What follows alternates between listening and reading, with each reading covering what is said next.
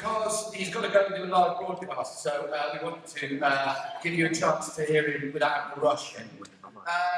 This is the man that we could have had as number 10 instead of Boris Johnson.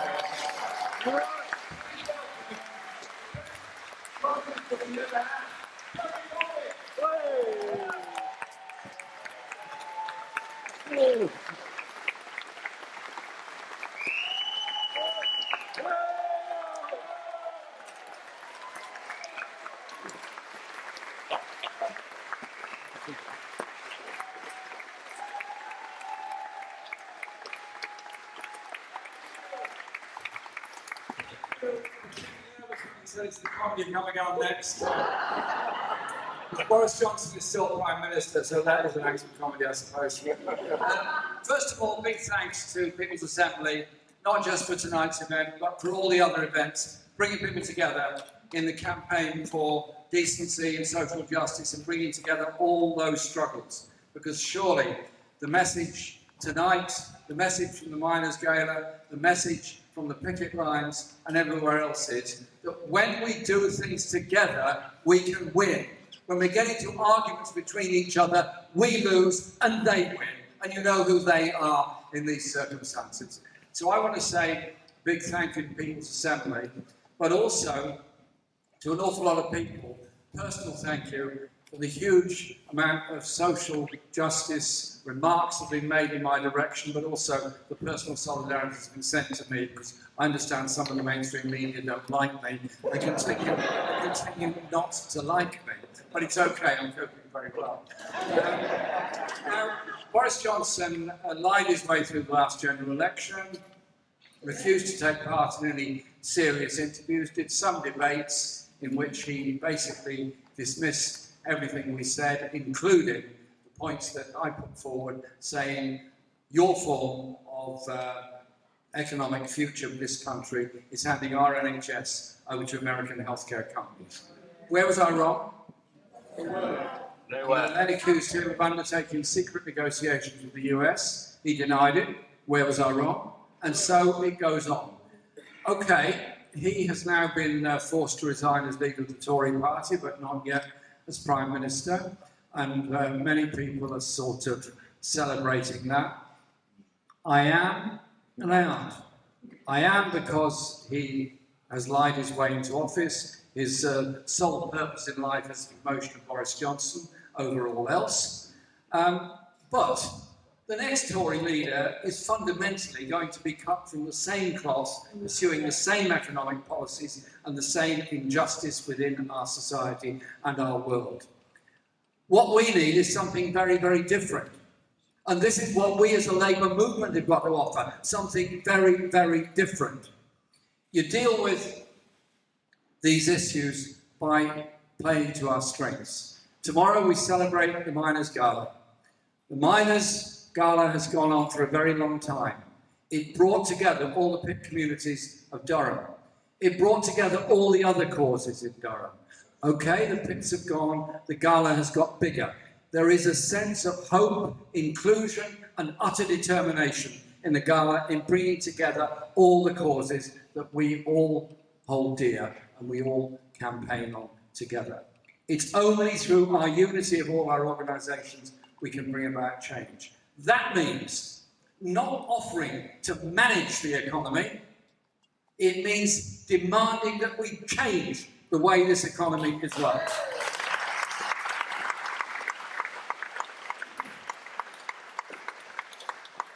First of all, energy costs.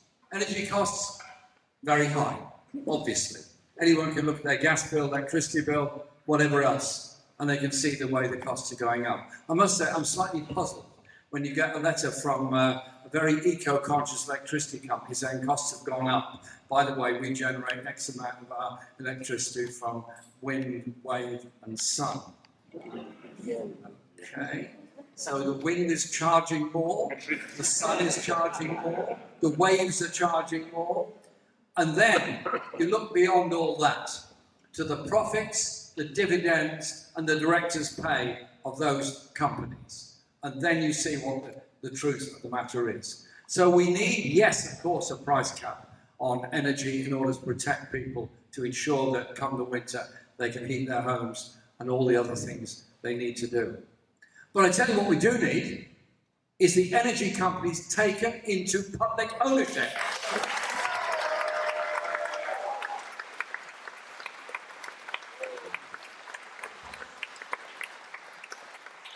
The rip-off of these utilities is incredible. The energy companies, sold cheap by Margaret Thatcher and the Tories at that time, raked in their profits and dividends, and now jacking up the prices and making more profits. All the while, people have their electricity cut off, can't afford to light or heat their homes. Water companies, well, where do I begin? They waste more water every year than there is in Loch Ness. Why? Do they like wasting water, or is it because their shareholders, their hedge funds, and all those that own those water companies are more interested in the profit they can suck out of those water companies than they are in maintaining the system and maintaining the drainage and sewage systems? 400,000 discharges into what were once clean rivers in this country. We are paying the price of the profits of the water companies by the sewage in our rivers and the destruction of our natural world and natural environment. Take them into public ownership.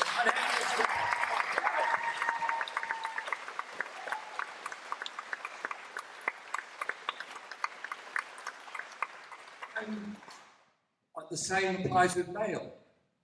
I absolutely support the CWU in its work, both in telecoms and in mail delivery. They do an incredible job. They're a brilliant union, fantastic at communicating with everybody. But mail is an obviously public service. And so you might remember somebody who once proposed that there be free broadband to every house in the country.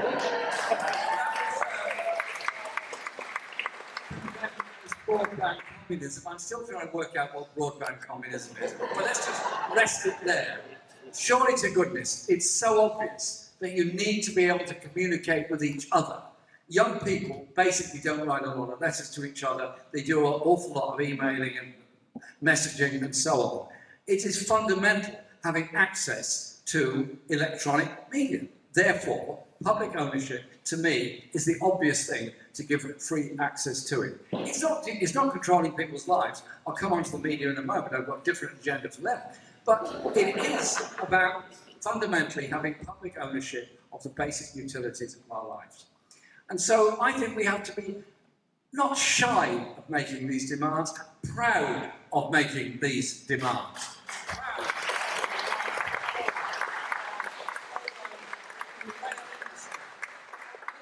Industry who have kept the trains running, done an incredible job, do an incredible job to bring about what is basically a very safe railway system in this country. No thanks to the profiteers, every thanks to the workers that run that system.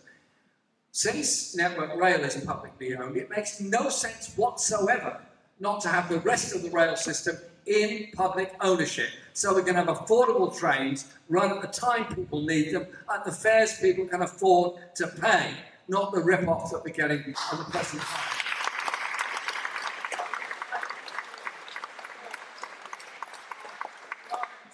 Are doing.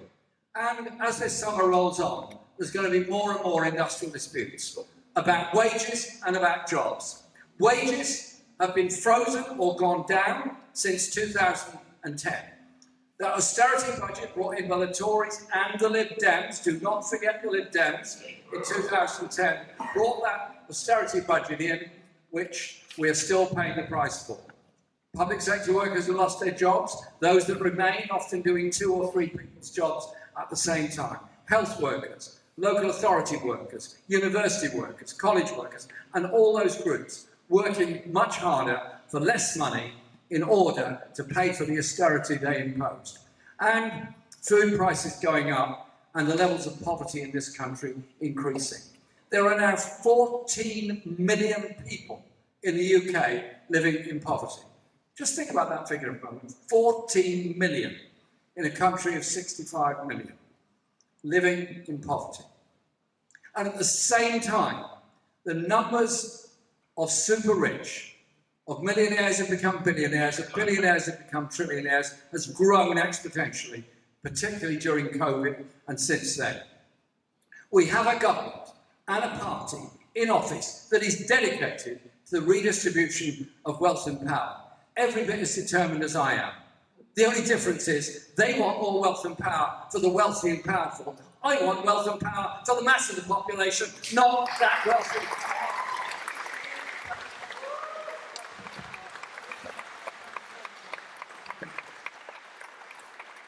I want to defeat these Tories in an election. I want to get rid of them in an election. But the election won't happen tomorrow, not next month, maybe later this year, I don't know. It's going to happen at some point. The surest way of defeating this Tory government is the strength of working class movements all over the country, in speeding up for decent pay and wages and conditions, speaking up for young people and children living in desperate poverty, giving people a sense of hope for the future. Because life expectancy used to be rising. It's not anymore. In fact, it's almost on the cusp of beginning to be reduced. We as a country could do so much. This world could do so much. We don't need to go to war. We don't need to destroy the planet. We need to redistribute wealth and power around the world and recognise everybody deserves human rights and justice wherever they live, whatever they do.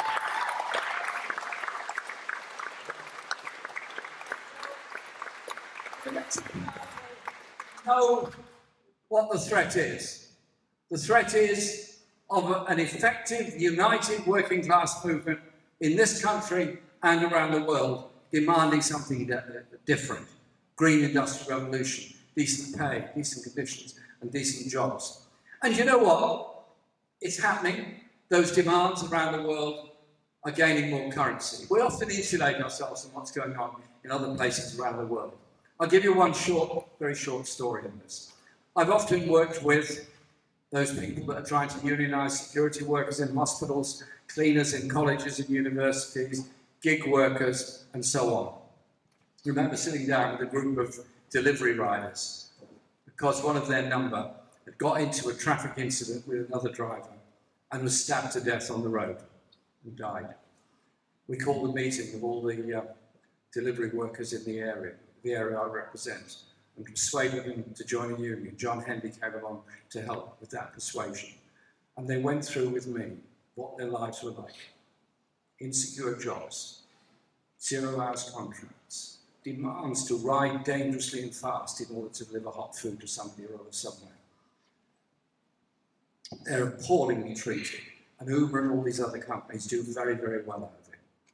I went on a delegation to Colombia to observe the presidential election. I'm absolutely delighted that the left candidate Petro won that election.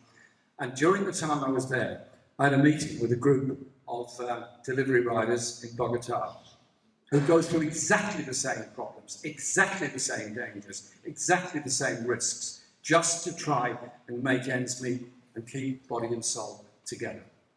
The same companies, the same platforms, the same gig economy, the same system. So many young people go to school with high hopes for the future, high hopes of all they can achieve in life, their imagination, their music, their art, all intact. Then the competitive education system starts to push some of them by the wayside and out of the way.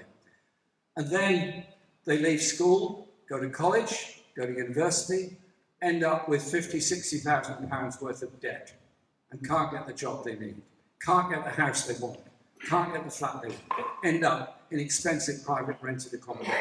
Or those that go into work, insecure contracts, minimum wage, lack of effective and efficient training, and that sense of hopelessness takes over.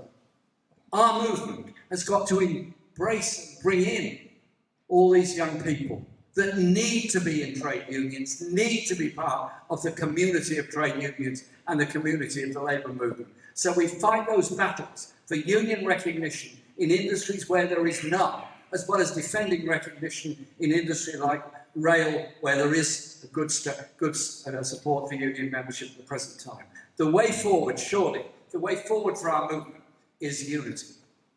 Unity of young and old, unity of all ethnic groups, languages and nationalities. Working class solidarity knows no national borders, knows no ethnic borders, knows no language borders. It's that unity that can bring about real change.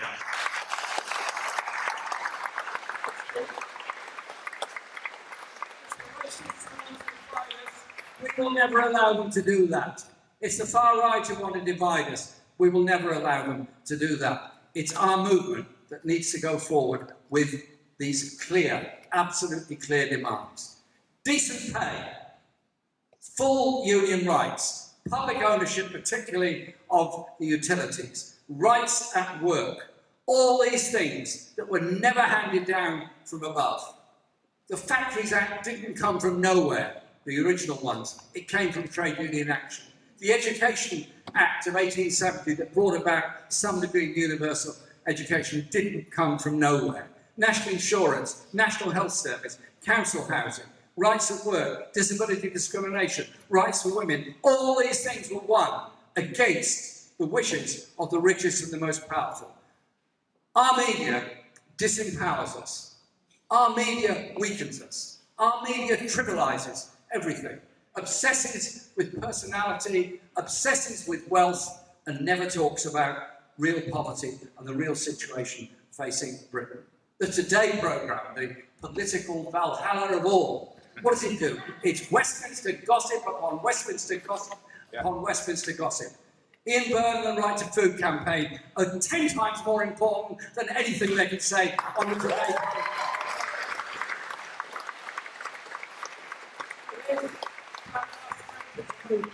That means the ability to communicate with each other. That means going past the Murdoch-owned media, going past Fox News and all those, and communicating with each other. The CW have shown you can do it and win a ballot. The RMT have shown you can do it and win a ballot. PCS are showing that at the moment. Every other union is doing the same. This weekend in Durham, let's be happy, be hopeful, strong, but above all, utterly determined in this summer of determination to redress the balance between the rich and the poor. This summer of determination to bring about decency for every young person in our society and respect for everyone else in the society. That's what Durham's about. That's what our movement's about. And that is what we are going to do.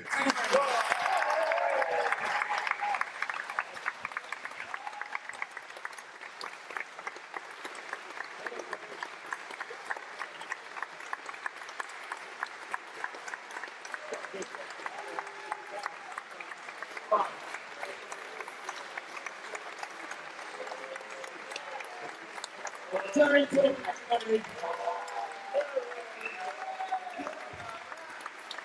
Really, you know, it's so fantastic to be here. I mean, that was such an inspiring speech, wasn't it? It was. And what we're going to do is we're going to have a brilliant day tomorrow. We're going to have a little bit more company now, some music, and then a final speech to